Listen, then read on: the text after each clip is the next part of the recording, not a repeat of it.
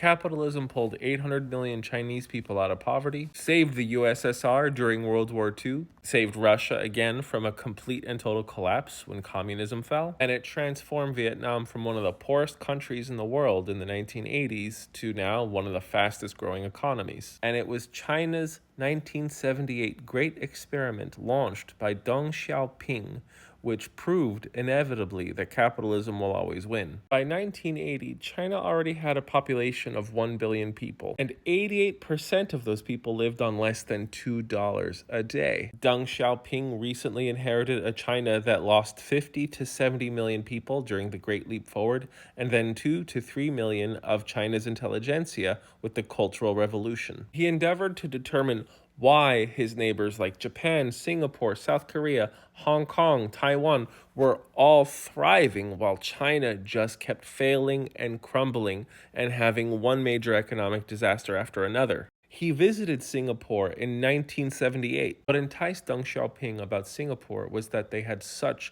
a controlled and stable government, yet such a free market that didn't invite any real instability. While he didn't visit the United States or Germany, he took a lot of notes from American innovation and entrepreneurship, and of course, Germany's massive ability to train a huge workforce. So he started experimenting. He started making special economic zones in China, the first one in Guangdong, where the government did not control the price and he let the free market reign. Within a few years, Guangdong and the special economic zones became the wealthiest parts of China. And it was the success of these special economic zones in China that spelled doom for the USSR 10 years in advance. In the 1980s, the United States opened up their capital markets to China, and look at their GDP skyrocket. But what about Russia's? Their performance is dismal compared to China, even though Russia is blessed with 2 to 3 times as many natural resources as China. I mean, how great can the free market be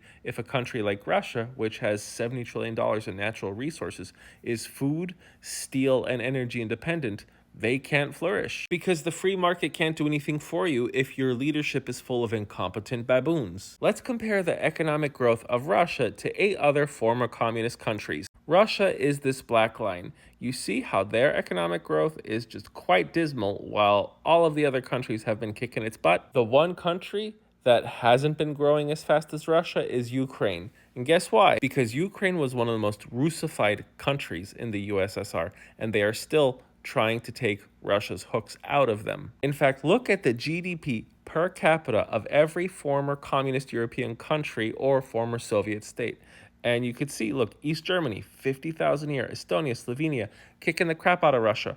Russia is ranked number 11th with just a GDP per capita of 12,600. And remember, Ukraine was ranked as one of the most corrupt countries in the world, and that was mainly because of Russian influence. And I'm sure a lot of you guys have some crazy definitions of capitalism. And communism doesn't fail because the whole world kept going after it. The whole world went after capitalism too when it was a new thing. The Congress of Vienna, which took place between 1814 to 1815 after Napoleon was taken down, that was formed to preserve the aristocracy and keep any rebellion or rising of the middle class from ever happening in Europe again. But it didn't matter that all of the great powers and monarchies of Europe united as one to stop the growth of capitalism. Money was already flowing out of the aristocracy at this point and flowing into the merchant class. Russia had all of the resources it needed to be economically independent from the West. And if they knew what they were doing, they could have made better ties with China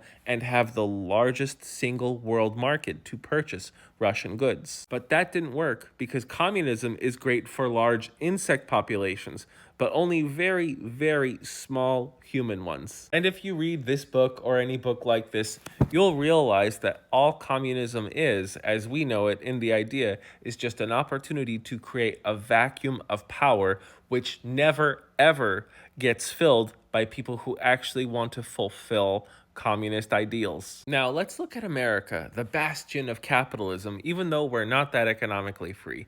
In fact, Australia, New Zealand, Singapore, Hong Kong are considered more economically free than America. And yes, I'm aware, America is far from perfect. There is a great deal of wealth inequality. Our minimum wage is $7.25 an hour. It hasn't been increased in 20 years. But we are still by far the largest immigration destination in the world, especially with China over the past few years. And we have an actual framework of laws that allows you, the average American, to change the circumstances that you don't like. But you guys haven't been doing that for generations. Let me show you. This is the average American voter turnout for local elections over the past 24 years. And look, it's below half. And that number is almost the same for congressional elections. Look, 52%. The people that are turning up to vote in every major election are seeing their agendas, or what they think their agendas are, being pushed. Our politicians and lawmakers, they're not listening to the disgruntled guy who isn't voting. And that's something that most of the world, including most Americans, don't get.